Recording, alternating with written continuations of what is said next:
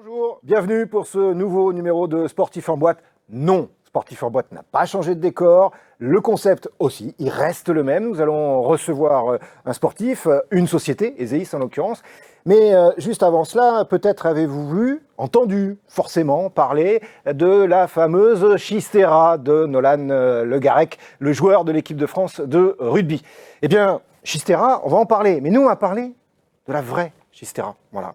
Alors vous commencez à comprendre, Chistera, pelote, pas de laine, mais pelote. Chistera plus pelote, ça fait pelote basque, forcément. Ce que je vous propose, c'est de pouvoir recevoir, vous allez voir quelqu'un qui est champion du monde, et il est français, de cette discipline, et la société Ezeis, tout de suite. C'est parti. Ezeis est heureux de vous présenter Sportif en boîte.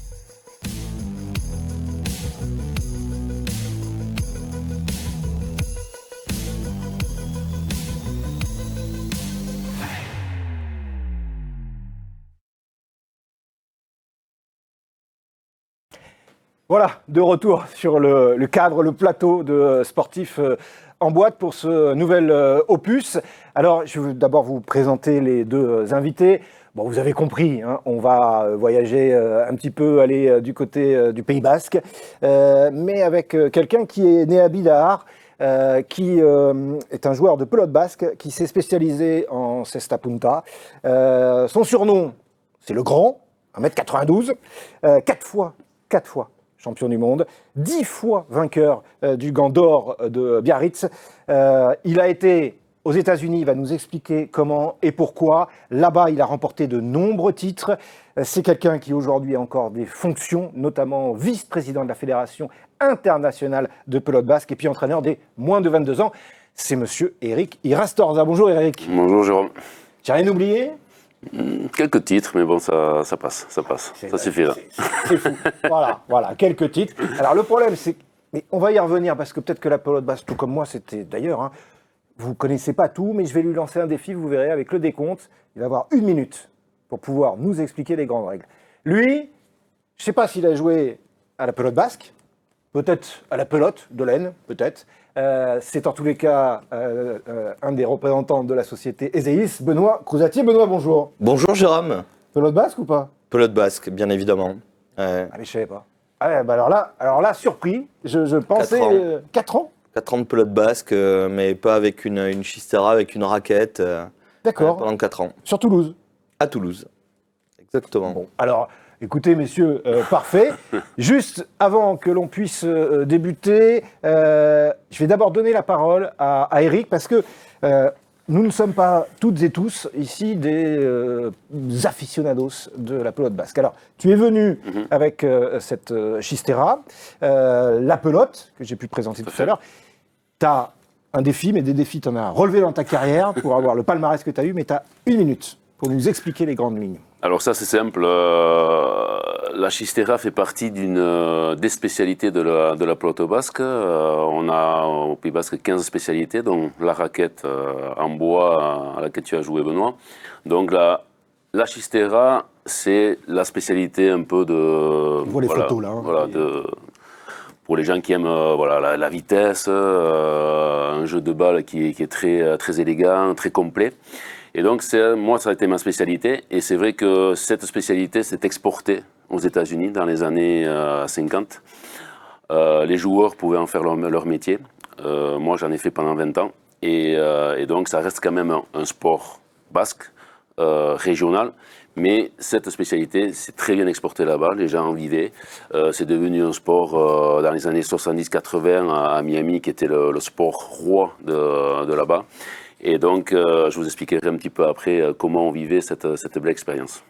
Alors, juste avant, tu m'as dit quoi ? Tu m'as dit ça, c'est une véritable arme. Tu m'as dit, fais attention, fais pas n'importe quoi si tu lances. Oui, parce que c'est comme un caillou. Ça veut dire que cette pelote peut aller à 250-300 km/h. On a chronométré la pelote une fois à 312. Donc on prend ça n'importe où dans le corps, ça peut faire du mal, quoi. Donc voilà, on est très vigilant quand on est dans la cancha, dans l'aire de jeu, et ce sport est tellement rapide qu'il faut faire, on a toujours l'œil sur la pelote et non pas sur le public qui nous regarde.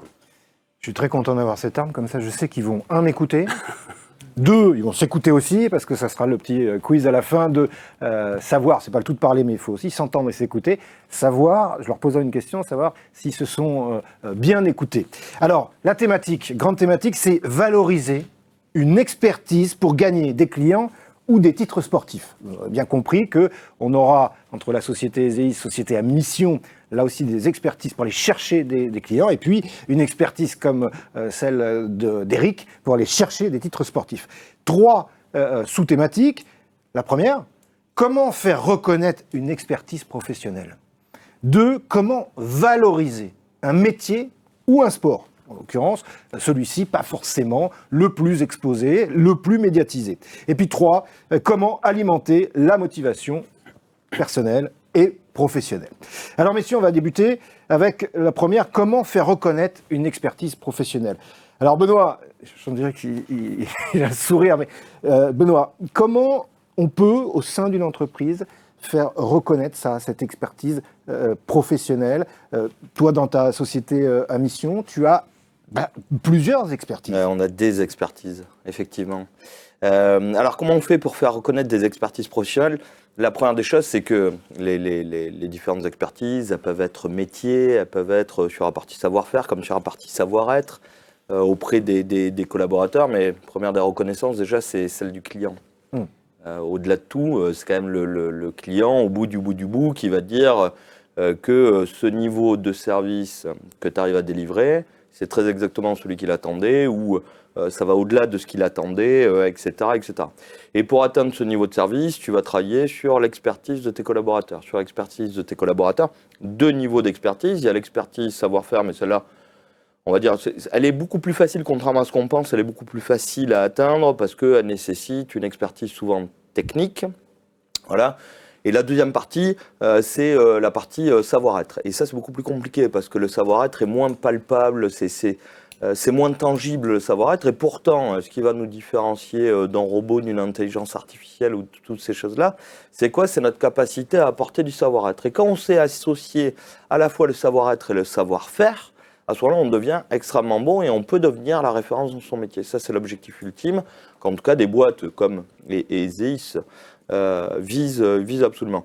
Alors après, on va se doter de tout un tas de mécanismes. Société à mission peut faire partie de ces mécanismes. Moi, je vois plutôt la partie société à mission comme notre capacité à pouvoir apporter du sens aux collaborateurs qui nous rejoignent, de la vision, des engagements supplémentaires qui montrent qu'on est au-delà de la vision capitaliste des années 60 où le capitalisme années 60, c'était quel est le but d'une entreprise ? C'est réaliser du profit. Voilà, terminé. C'était super, hein, on peut bien se régaler à ce moment-là.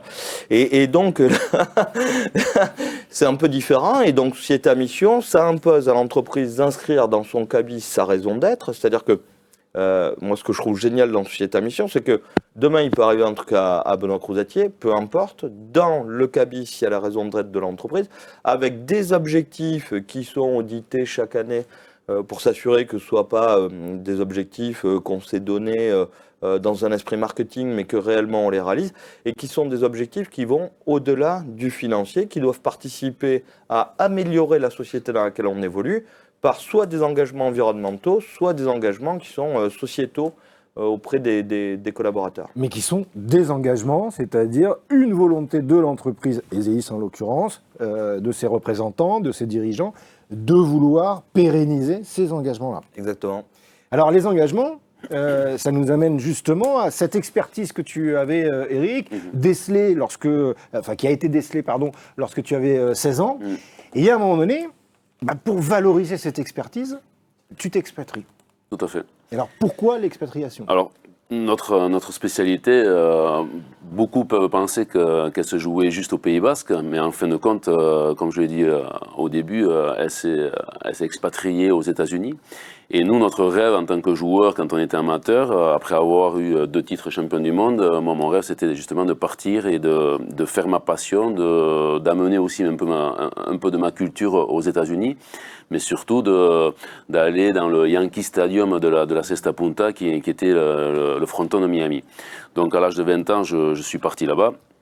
j'ai commencé au bas de l'échelle, parce que même si on est champion du monde amateur, on passe dans un monde professionnel et les choses changent. L'appréhension du sport, le système, je passais d'un sport qui était amateur où le sport était roi. Et là, on rentre dans un système où on est géré par des sociétés de paris mutuels, c'est-à-dire que les gens, le public vient parier sur nous tous les jours.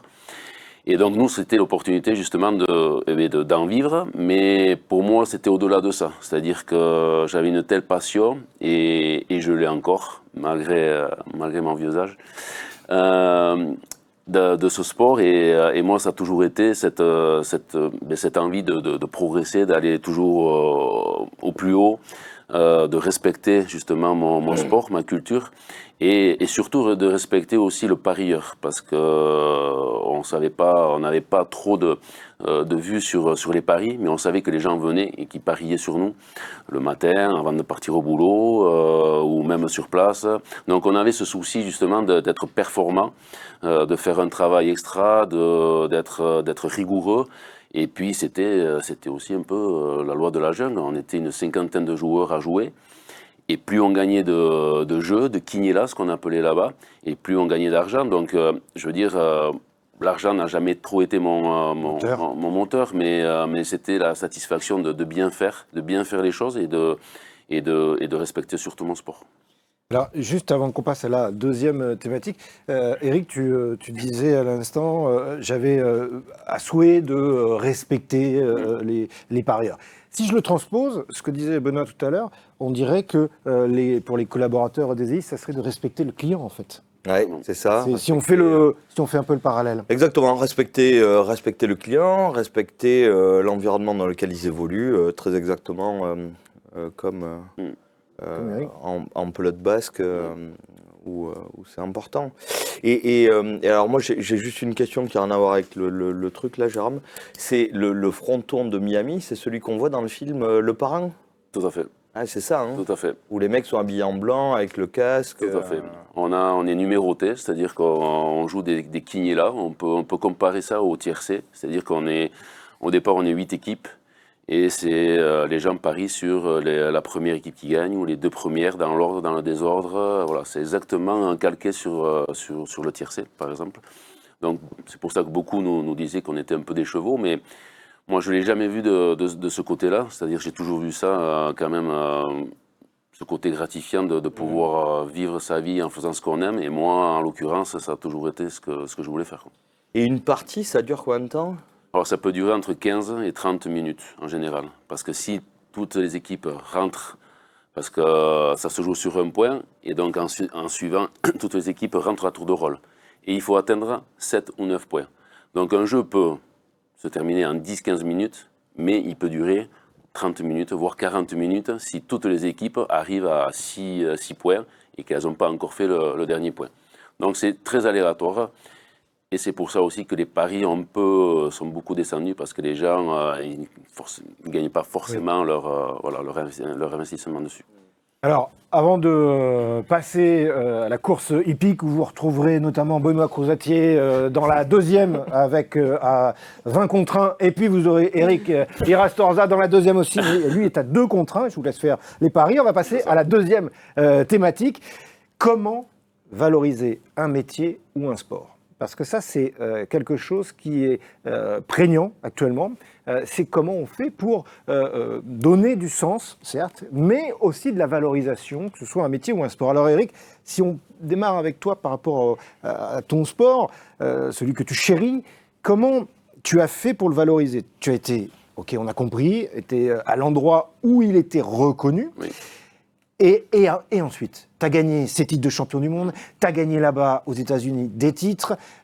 Si je ne dis pas de bêtises, de 99 à 2009, tu es à chaque fois élu numéro 1 des arrières sur le fronton de Miami. Comment tu as fait pour valoriser tout ça? Parce que, ok, ça c'est bien, tu as gagné de l'argent pour toi, mais tu l'as dit, ce n'était pas ton moteur non plus.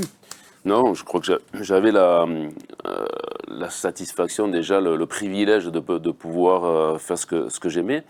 Mais je crois que ce qui était important pour moi aussi, c'est déjà bien faire mon boulot sur Miami, Mais on avait le privilège de passer 8 mois à Miami et de rentrer 4 mois l'été au Pays Basque pour jouer tous les tournois, tous les championnats du monde. Et donc, comme vous pouvez savoir, quand on rentre à la maison, on est quand même attendu. Et les gens nous attendent en disant bon, il joue toute l'année à Miami, il doit être fort, il a dû progresser, ça doit être. Et donc moi j'ai toujours essayé d'être très très performant. Il y a beaucoup de joueurs qui ont refusé de revenir l'été parce qu'ils avaient un peu peur De ne pas pouvoir repartir. Exactement.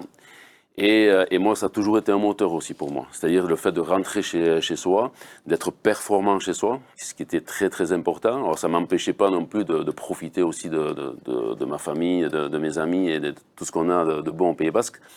Mais là, toujours avec une certaine rigueur, surtout comme dans tout sport de haut niveau, de la rigueur, beaucoup d'entraînement, beaucoup d'analyse, et puis surtout la satisfaction de bien faire. Et je crois que cette école de Miami, où on a des paris tous les jours, où des gens ils peuvent parier 2 000, 3 000, 4 000 euros sur un jeu, sur une équipe. Je crois que ça forge et moi ça m'a beaucoup appris dans le fait de revenir l'été au Pays Basque, mais surtout aussi dans mon après-carrière où moi maintenant j'ai plusieurs activités. Donc ça a été très formateur pour moi. Et or bien sûr c'est un rendement américain, voilà, c'est marche ou crève. Voilà, chaque année on avait des statistiques qui étaient faites. À la fin de l'année on avait un rendez-vous avec notre patron où ça descendait ou ça montait. Voilà, mais ça faisait partie du jeu et moi j'étais adepte de ça, quoi. C'était de la rigueur, mais ça forge. Mais ce que je comprends, c'est que c'est l'utilisation de ces victoires, de ces titres, cette valorisation qu'il en a fait pour quand il revenait au Pays Basque, au sein d'EZEIS, pour valoriser les collaboratrices et collaborateurs. Bon, il y a l'aspect pécunier, forcément, ça c'est une chose, mais comme on est sur une démarche, vous êtes sur une démarche, Benoît, avec vos collaborateurs de société à mission. Comment on peut valoriser aussi souvent, tu évoques ça, tu dis c'est aussi dans l'apprentissage, le fait de pouvoir faire évoluer, c'est ça un métier ? Exactement. Je reviens sur ce que dit Eric. Moi, j'aime bien ce côté-là, de ce que je comprends, rugueux en fait. Chaque jour, tu redémarres et chaque jour est un nouveau jour. Et il n'y a pas... tu peux pas te dire à un moment donné, tiens, je vais me reposer 15 jours et puis voilà. Et c'est dur, hein, c'est rugueux, quoi. Faut y aller, tu peux pas lâcher. C'est intense. Et nous, j'aime bien ce parallèle, dans les métiers de service, c'est pareil. En fait, tu peux pas lâcher. C'est chaque jour, tu redémarres, à chaque jour, tu redémarres toute ta partie, qu'elle soit de la sécurité, de la maintenance, de l'accueil, du nettoyage, des espaces verts, enfin, et tous les jours, et tu redémarres, et tu redémarres, et tu avances, tu peux pas te reposer. Quand tu as une bonne idée, tu la mets en œuvre, 3 semaines après... ton idée a été copiée puisqu'il n'y a pas de brevet technologique sur les métiers de service, etc. etc. Et c'est important de tenir bien sûr toujours ses collaborateurs motivés, parce que si en plus de ça, tes collaborateurs ne sont pas motivés, ça devient plus compliqué. Et tu deviens un peu comme tout le monde, ce qui est pas ce qu'on veut, bien évidemment. Et donc pour motiver les collaborateurs, on pourrait se dire, c'est bien, on va les payer un peu plus. Sauf que... l'argent, toutes les études le montrent. En fait, tu vois, si j'augmente tous mes collaborateurs de 40%, ils vont être très contents pendant 3 mois. Et dans 3 mois, ils vont trouver ça juste normal. Bon, entre-temps, je serai allé voir à peu près tous mes clients pour leur expliquer que j'ai des collaborateurs heureux. Et eux m'ont dit qu'ils sont hyper contents, mais que le prix du marché n'est pas celui-là. Bon, voilà, ce sera assez dramatique. Donc, on va faire confiance aux études et ne pas le faire. On imagine que la motivation se trouvera autre part. Alors la motivation, est-ce que tu la trouves ? Tu la trouves déjà dans la reconnaissance, tu la trouves dans ta capacité à savoir quel est l'objectif que ton manager t'a donné, la capacité de ton manager à valoriser la bonne action, le travail qui a été fait, etc. Et aujourd'hui, je crois qu'on ne peut plus se satisfaire de managers un peu moyens, et surtout nous, dans nos entreprises de service, on est obligé de travailler vraiment sur le management. Alors je ne parle pas du management... le gars qui a 500, 100 personnes sous responsabilité, parce qu'il est tout le temps formé. Et puis, bon, généralement, c'est des gens qui ont fait des études bien supérieures. Mais le management de terrain, tu vois, celui qui est là, qui est sur le terrain, qui manage 3, 4, 5 personnes, jusqu'au directeur de site, directeur de contrat. Et c'est là où il faut concentrer notre action, en tout cas nous c'est ce qu'on fait parce qu'on en est convaincus, parce que c'est eux qui, en manageant les équipes, en les manageant bien, avec le bon ADN, la bonne vision, les bons outils, la bonne proactivité, cet esprit un peu combatif, mais pas combatif dans le mauvais sens du terme, combatif de quelle est l'idée supplémentaire que je peux avoir et proposer à mon client pour être meilleur demain, comme toi, tu vois, cette idée de chaque jour je me remets en question, chaque jour j'y retourne, chaque jour c'est un nouveau, entre guillemets, combat, mais pas combat comme à la pelote basse, combat dans le bon sens du terme. Bien sûr. Voilà, c'est ça qui fait que on arrive à être systématiquement dans le dépassement de soi, etc. Donc le parallèle, là, moi je l'aime beaucoup avec la pelote basque et cette idée de faut y aller, quoi. C'est pas j'ai répondu à un cas des charges et puis j'attends. Ah. Ça pourrait pas marcher. Et je rejoins beaucoup Benoît parce que nous, on avait, c'est vrai qu'à Miami, on avait des coéquipiers qui étaient différents d'un jeu à l'autre, puisqu'un ordinateur nous attribuait des numéros différents et un coéquipier différent. Et on ne peut pas avoir des affinités avec tout le monde. Mais l'intérêt commun avec ces personnes, avec cette paire, c'était de gagner. C'est ça. Donc, voilà, je rejoins très bien parce qu'il faut, il faut s'adapter à la personne et justement quand tu fais partie un peu des meilleurs joueurs, on essaie d'amener ces gens-là avec nous parce qu'à deux on gagne, tout seul on ne peut pas gagner. Donc on a besoin de cette personne-là, on doit lui donner de la motivation, même si elle est inférieure à toi-même. Il faut l'amener, il faut le mettre en confiance et l'amener en haut, quoi. Mais si pour résumer cette partie-là sur ce que vous dites, messieurs, si je dis, ça me passe là par l'esprit, si je vous dis un groupe collectif pour gagner en équipe, est-ce que c'est quelque chose qui vous convient, résume un peu ce que vous venez d'expliciter? Benoît, Complètement. Ouais. Complètement. Parce qu'on peut penser que dans mon sport, on est deux sur l'aire de jeu. Mais beaucoup disent, oui, tu peux gagner tout seul. Non, c'est faux. Non. C'est faux, on ne peut pas. Moi, je peux être le numéro 1, mais si je n'ai pas un coéquipier qui fait un bon service ou qui n'est pas présent, on ne peut pas gagner ensemble. Donc, bien sûr, l'esprit d'équipe, elle doit y être. Maintenant, c'est à ces deux personnes de mettre les moyens, peut-être de se mettre peut-être un peu en retrait pour faire jouer l'autre personne de la meilleure des manières, mais aller les deux dans le même sens et être compétitif et en l'occurrence être efficace dans le monde de l'entreprise. Je dirais pas mieux. Pas mieux, mais il nous reste encore une thématique, le temps passe vite, malheureusement. Alors, dernière thématique, c'est comment alimenter la motivation personnelle, donc professionnelle, de manière régulière. Parce que on a tous des moments où on est bien, des moments où on est moins bien, mais il faut qu'on ait tous des ressorts de motivation. Alors, par exemple, Eric, bon, je suis 4 fois champion du monde, une fois que tu as gagné une fois, 2 fois, 3 fois, que à Miami, tu es numéro 1, 1 année, 2 années, 3 années, 4 années, comment tu fais pour te motiver? Au-delà, je mets de côté j'ai bien compris, on a bien compris, dans 4 mois, dans 2 mois, je retourne pour 4 mois au Pays Basque. Ça, on est OK. C'est important. Oui, c'est important, mais ça, c'est une motivation. Ouais. Mais comment tu fais?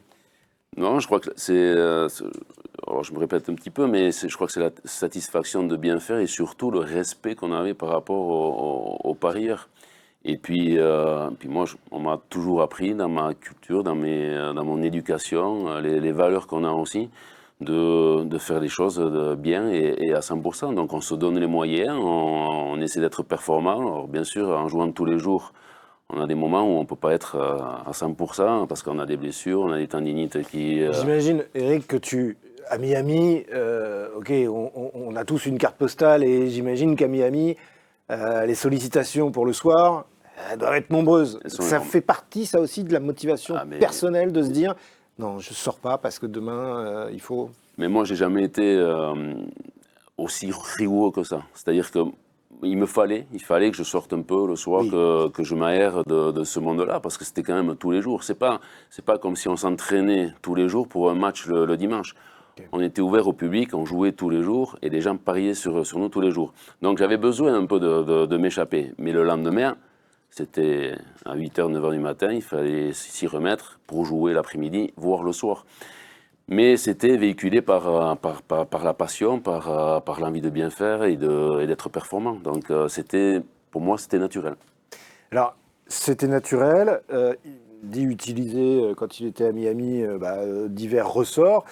Si je prends ton cas, toi, Benoît, parce que de ton cas va découler après le reste aussi au sein de l'entreprise, toi, comment tu arrives à rebooster tes motivations personnelles, professionnelles, pour que quand tu arrives le matin, souci ou pas, parce que ça arrive à tout le monde, mais en tous les cas, ça doit partir de là aussi. Bien sûr, non, mais tu as mille fois raison. En fait, je vais le dire comme ça, mais on a tous des profonds déséquilibres. Il faut en être conscient. C'est ces déséquilibres qui font que tu vas rechercher une chose ou une autre. Dans la vie, les choses n'arrivent pas tellement par hasard. Donc, il peut y avoir le goût de l'excellence, il peut y avoir... j'en sais rien moi, il peut y avoir plein de trucs, voilà. Et moi, ces déséquilibres qui sont les miens ont généré chez moi cette volonté de toujours aller plus loin, en fait. C'est des choses, c'est comme toi, en fait, tu l'expliques pas, tu sais pas, c'est comme ça. Ouais. Et donc, alors, ça veut pas dire que je suis un éternel insatisfait, au contraire, je me satisfais de toutes les victoires, toujours. Mais à chaque fois que j'en ai une, je me dis, en fait, on peut faire mieux. Voilà, donc ça. Tu te le dis, mais comment tu le transmets à tes collaborateurs? Par la parole.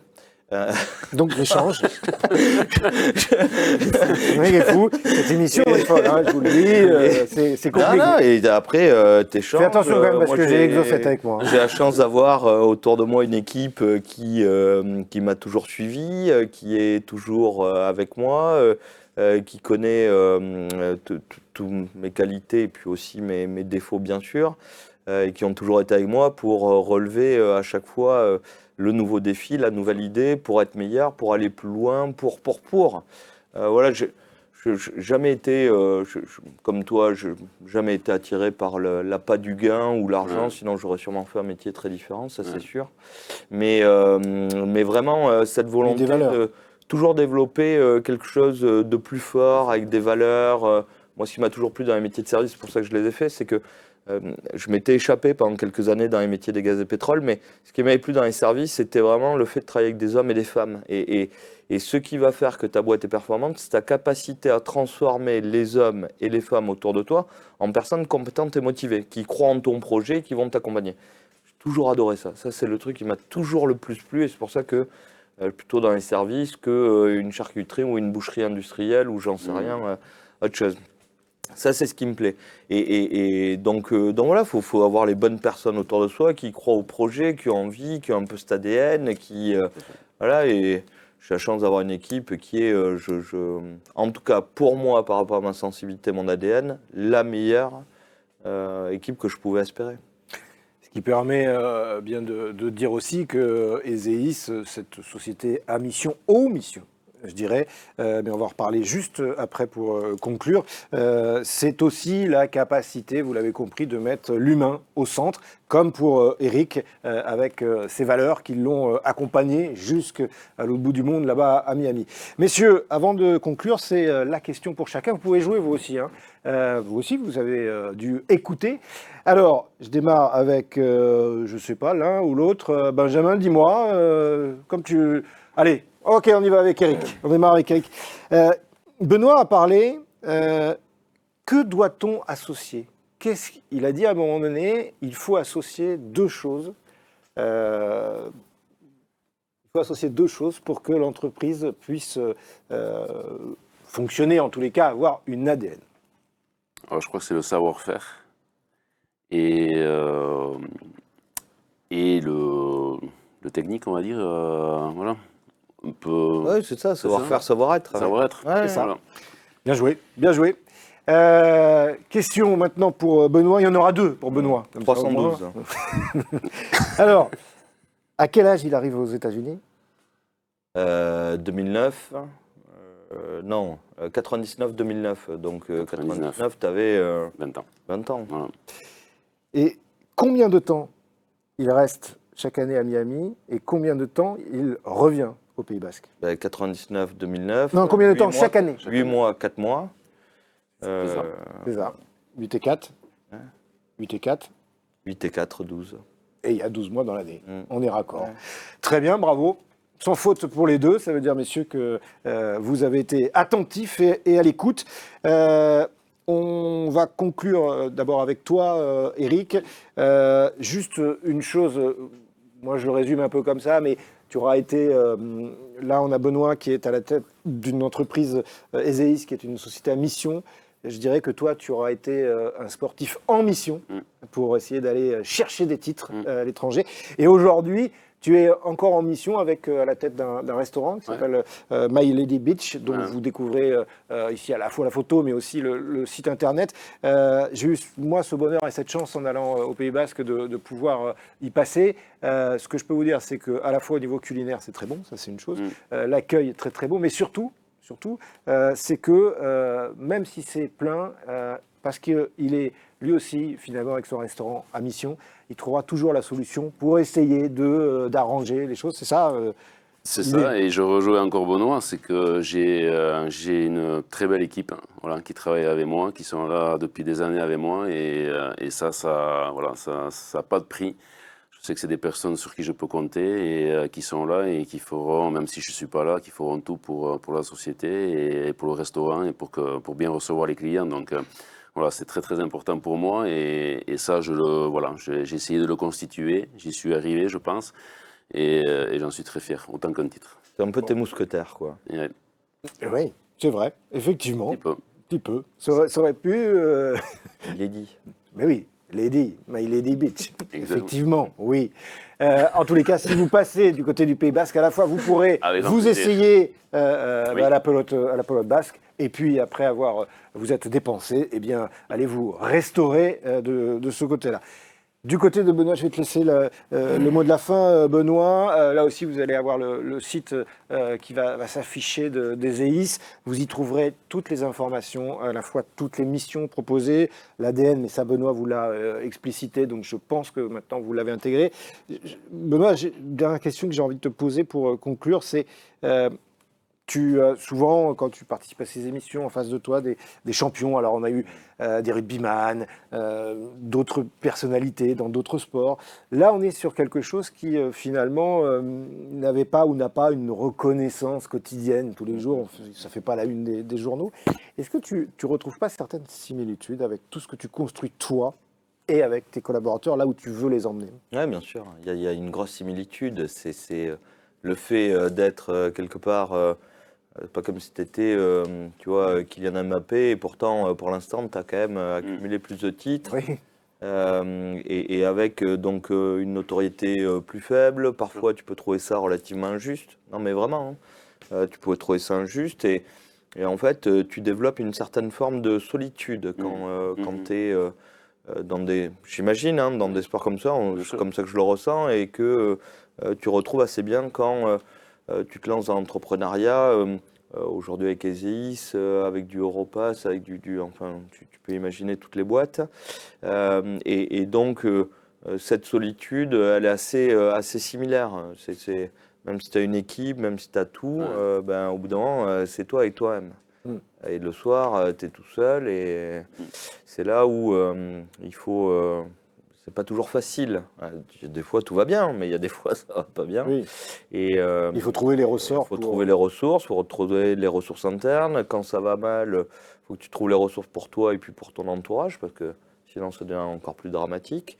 Là, en fait, si tu commences à essayer de transcrire, en tout cas d'expliquer les difficultés que tu peux trouver auprès de ton entourage, c'est l'effet inverse. En fait, tout s'écroule.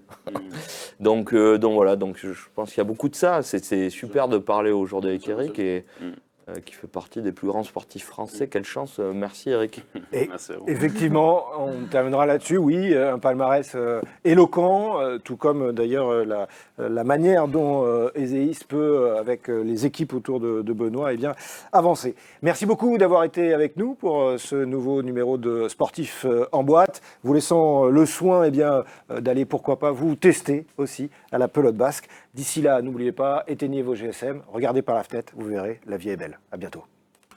Ezeis a été heureux de vous présenter Sportif en boîte.